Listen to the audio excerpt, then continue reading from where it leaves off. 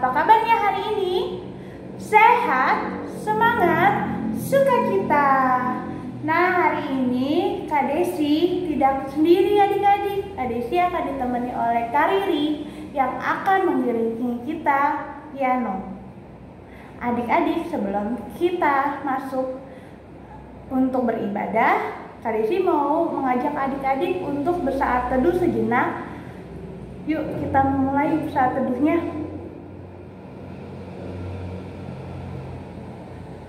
Amin. Nah, adik-adik, untuk lagu pembukaan kita akan menyanyikan lagu dari Kidung Ceria 349 bait 1 dan 2, Semua yang Tercipta.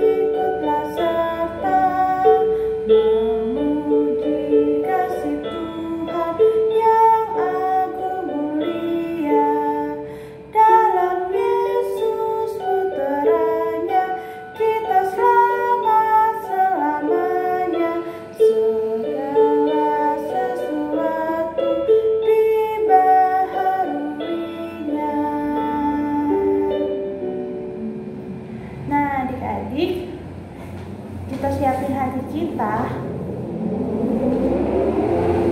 Hari ini mau mengajak adik-adik berdoa. Tuhan Yesus, terima kasih Tuhan, karena Tuhan sudah mengumpulkan kami pada pagi hari ini dengan kekuatan baru tubuh yang sehat untuk bersama-sama beribadah. Kiranya Tuhan berkati ibadah kami dari awal, pertengahan, hingga akhirnya.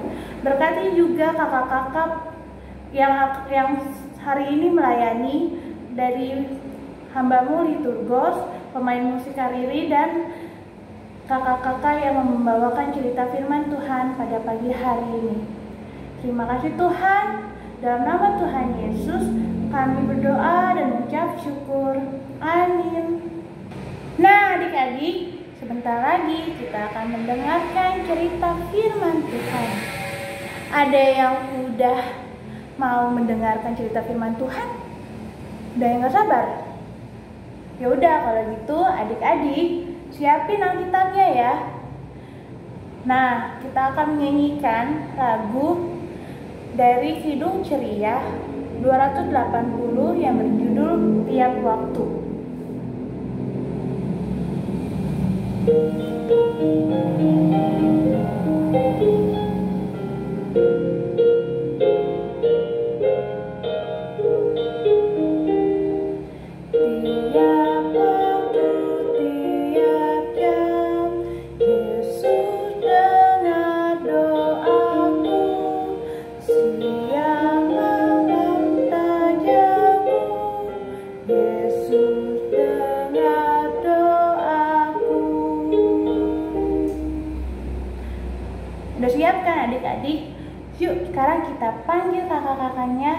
akan bercerita tentang firman Tuhan pada pagi hari ini.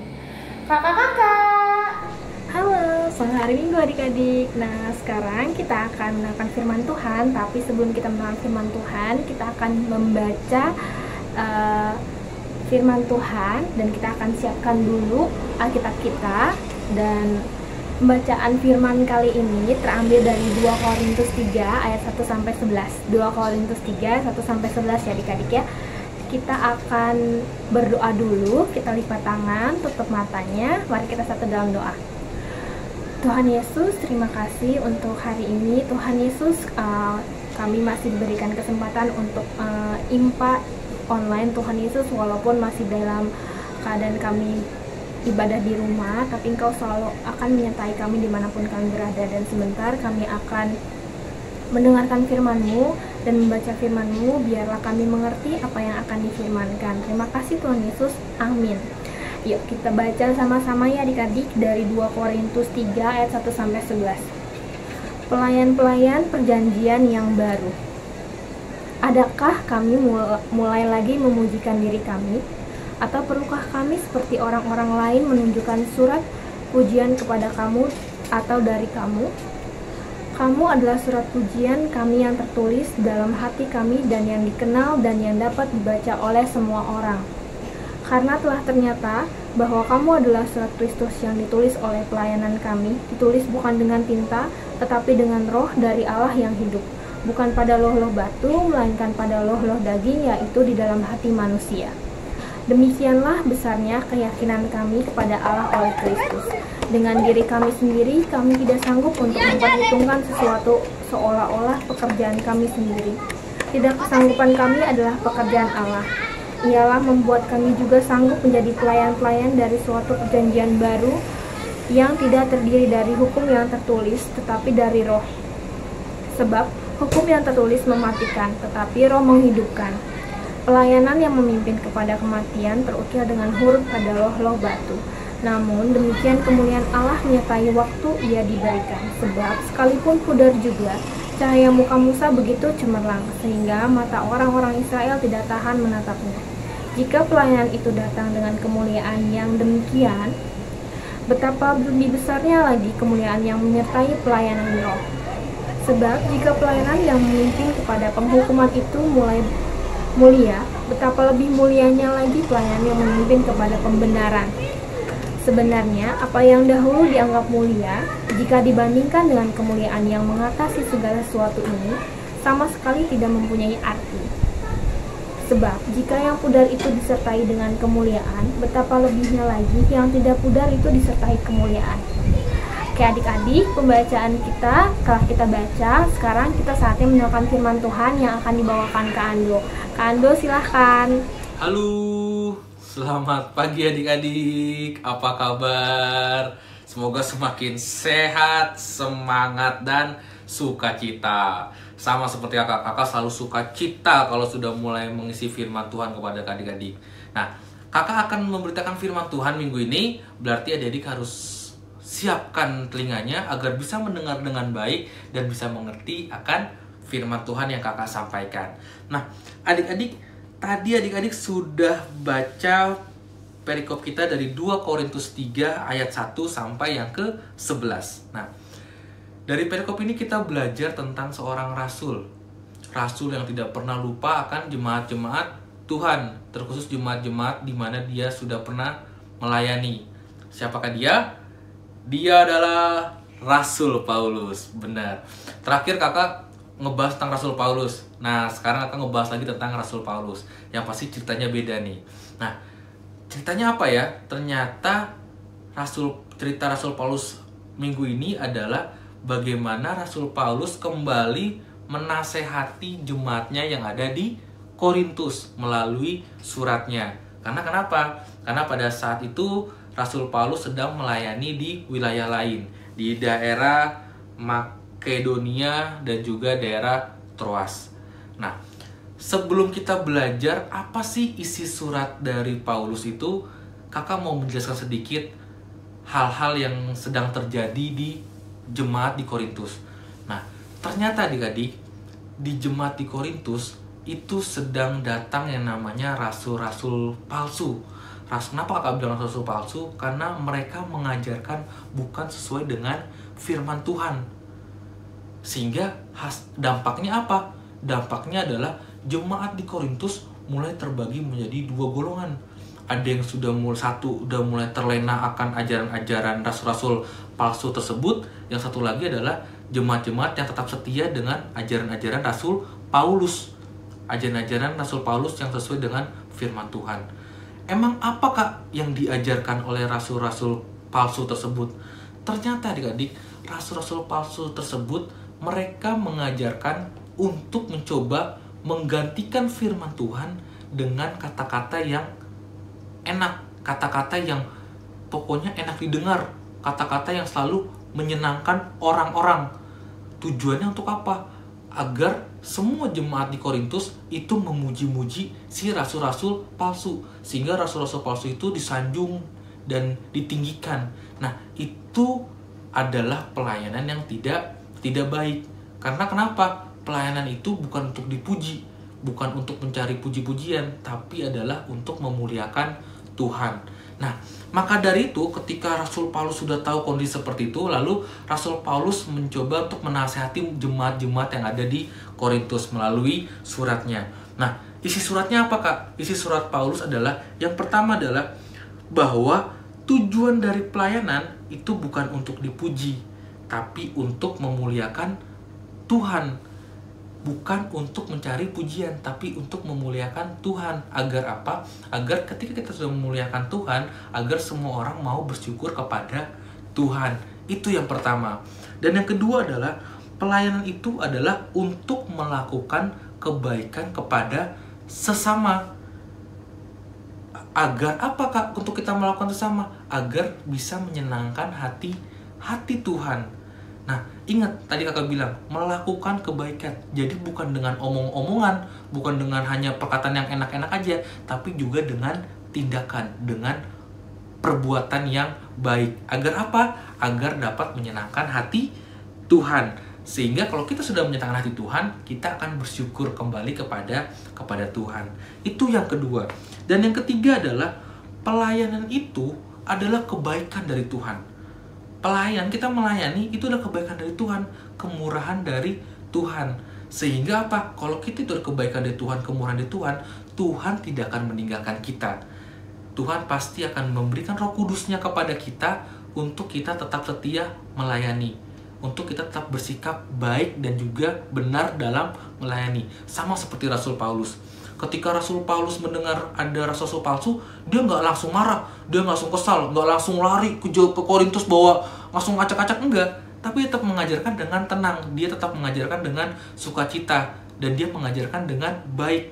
Yang tadi kakak bilang bahwa pelayanan itu adalah melakukan hal-hal yang baik, bukan hanya dengan omongan saja ataupun tindakan saja. Apalagi hal-hal itu untuk dapat dipuji, untuk mencari pujian. Nah, itu adalah hal-hal yang salah. Nah, itu adalah 3 isi surat dari Rasul Paulus. Nah, adik-adik, kita sudah belajar tadi bagaimana keadaan di jemaat di Korintus dan juga isi dari surat Rasul Paulus. Nah, dari cerita tersebut kita akan belajar. Kakak akan bacakan 4 poin dari hal yang akan kita pelajari dari cerita Rasul Paulus. Ingat ya adik, kakak akan bacakan 4 poin. Poin yang pertama adalah firman Tuhan itu kita beritakan, ataupun perbuatan-perbuatan baik itu kita beritakan bukan untuk kita mencari puji-pujian, bukan untuk agar kita dipuji, kita disanjung, bukan, tapi untuk memuliakan Tuhan.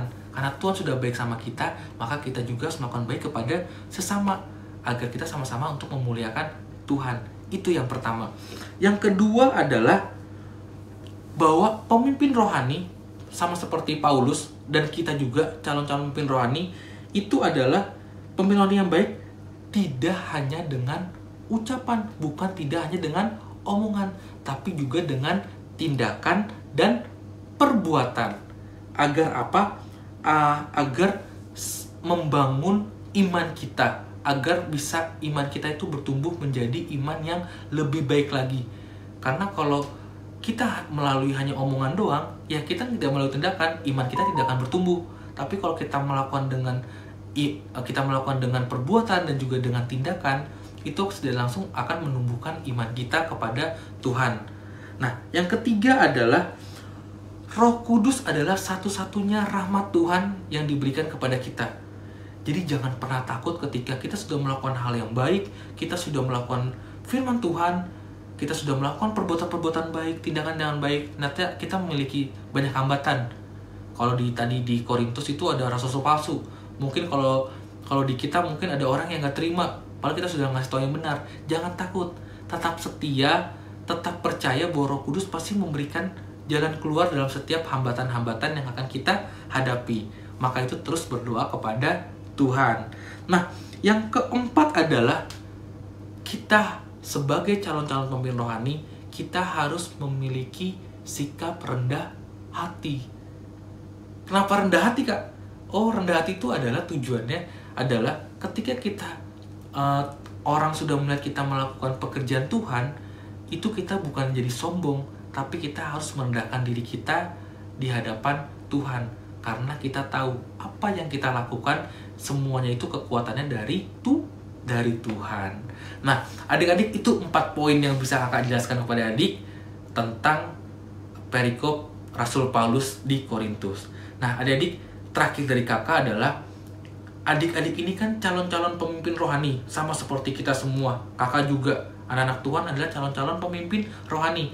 Pemimpin rohani adalah orang yang ditugaskan karena kemurahan Tuhan, kita diberi tugas sama Tuhan untuk kita menjadi pemimpin rohani, untuk menjadi pemberita firman, untuk kita bisa menceritakan tentang firman Tuhan kepada orang lain.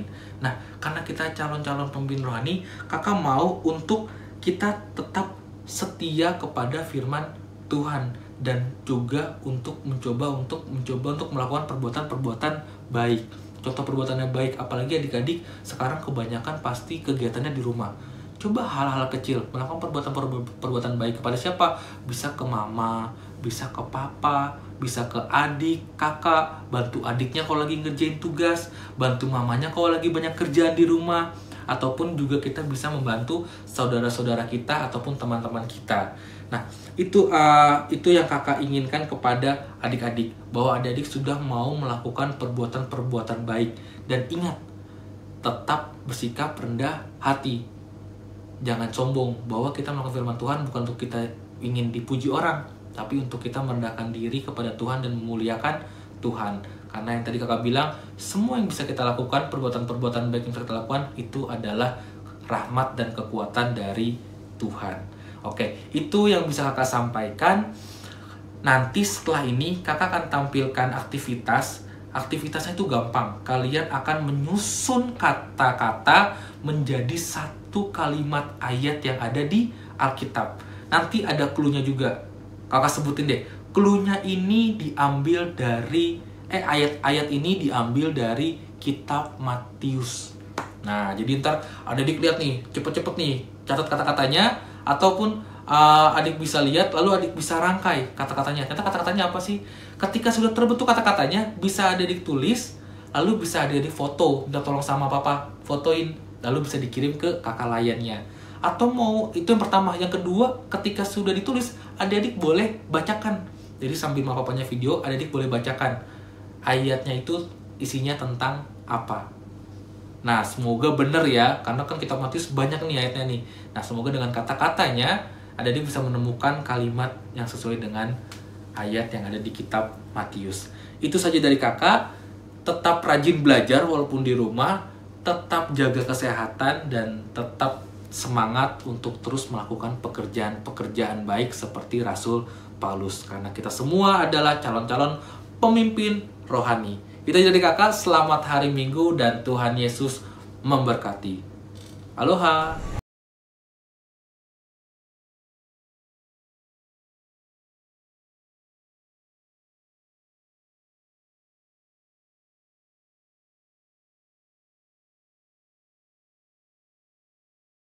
Ya, adik-adik, tadi kalian sudah mendengarkan firman yang dibawakan oleh Kak Ando. Semoga firman yang tadi kalian dengar, tidak hanya kalian dengar, tetapi kalian lakukan dalam kehidupan sehari-hari adik-adik ya. Sebelum kita lanjut untuk memuji nama Tuhan, kita akan menutup pembacaan firman Tuhan kita dengan berdoa. Kita lipat tangan, tutup mata, mari kita satu dalam doa. Tuhan Yesus, terima kasih untuk hari ini kami boleh mendengarkan firman-Mu Tuhan. Biarlah firman-Mu ini tidak hanya kami dengar, tapi kami lakukan dalam kehidupan kami sehari-hari. Terima kasih Tuhan Yesus, kami berdoa dan mengucap syukur. Amin. Terima kasih adik-adik, Tuhan berkati. Nah adik-adik, sudah mendengarkan cerita firman Tuhan tadi kan?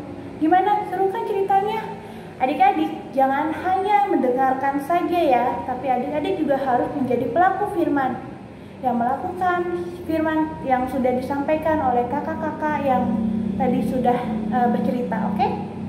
Untuk respon firman Tuhan pada pagi hari ini, kita akan menyanyikan lagu Tiap Orang Yang Mendengar dari Kidung Ceria 160. Oke?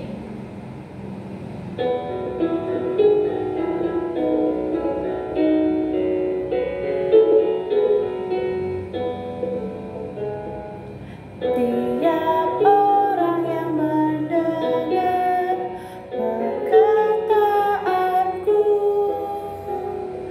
yang tak lalai melakukan pengajaranmu, ia sama dengan orang bijaksana yang mendirikan rumahnya atas batu yang teguh. Lalu turunlah hujan, datanglah banjir, angin melanda rumah itu, tapi rumah itu tak rubuh syukur. Nah, sudah kan tadi lagunya, kita tidak boleh runtuh apapun yang sedang melanda hidup kita. Oke adik-adik ya. Nah, pengumumannya hari ini, pertama, persembahan adik-adik itu bisa bersama papa sama mamahnya digabung dan bisa dikirim di nomor rekening gereja GPIB Sebaot yang akan nanti ditayangkan di akhir video kita. Terus yang kedua, adik-adik hari ini yang sudah mendapatkan aktivitas dari kakak-kakaknya, jangan lupa mengerjakannya dan nanti dikumpulkan ke kakak-kakak lain di sektornya masing-masing, atau nanti ada nomor telepon yang akan adik-adik kirim untuk aktivitas adik-adik. Oke? Ibadah kita sudah selesai. Adik-adik, Kak Desi tetap berpesan pada adik-adik untuk menjaga kesehatan adik-adik ya. Jangan lupa cuci tangan, kalau keluar rumah juga pakai masker supaya selalu sehat. Oke? Kita akan berdoa. Tuhan Yesus, terima kasih Tuhan, karena Tuhan sudah memberkati ibadah kami pada pagi hari ini. Tuhan Yesus, kami mau berdoa buat Papa dan Mama, Opa Oma, kakak dan adik kami. Kami juga mau berdoa buat kakak layan kami ya Bapak. Kami juga mau berdoa juga buat sekolah kami Tuhan Yesus.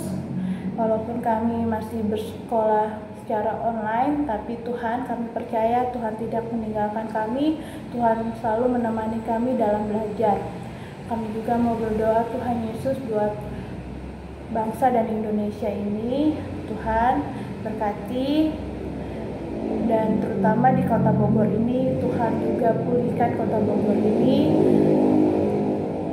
Semua orang yang sedang sakit, Tuhan mau jamah dan Tuhan Yesus sembuhkan. Kami juga mau berdoa Tuhan buat GPIB Sebaot, gereja kami. Tuhan berkati juga semua pelayan yang ada, sehingga Tuhan, walaupun di masa pandemi ini kami bisa tetap terus melayani dan berkenan di hadapan-Mu. Sebentar kami akan meneruskan aktivitas kami pada pagi hari ini. Tuhan berkati dari pagi, siang hingga malam hari nanti. Jaga kami Tuhan, jauhkan kami dari segala mara bahaya dan sakit penyakit. Terima kasih Tuhan, dalam nama Tuhan Yesus Kami berdoa dan mengucap syukur. Oh, berkati kami.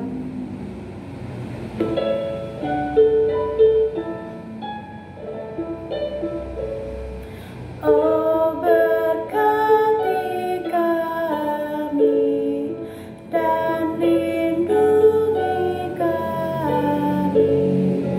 Tuhan, berilah rahmat-Mu oleh sinar wajah-Mu. Amin. Amin. Selamat hari Minggu adik-adik. Salam namaste.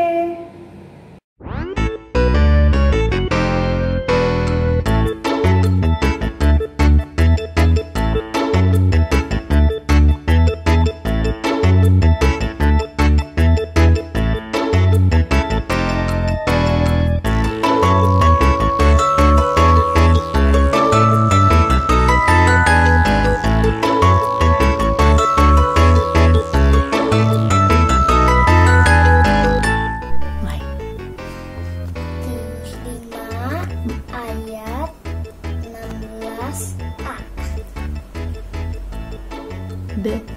Demikianlah hendaknya terangmu bercahaya di depan orang. Yeay, selamat hari Minggu. Benar, Papa.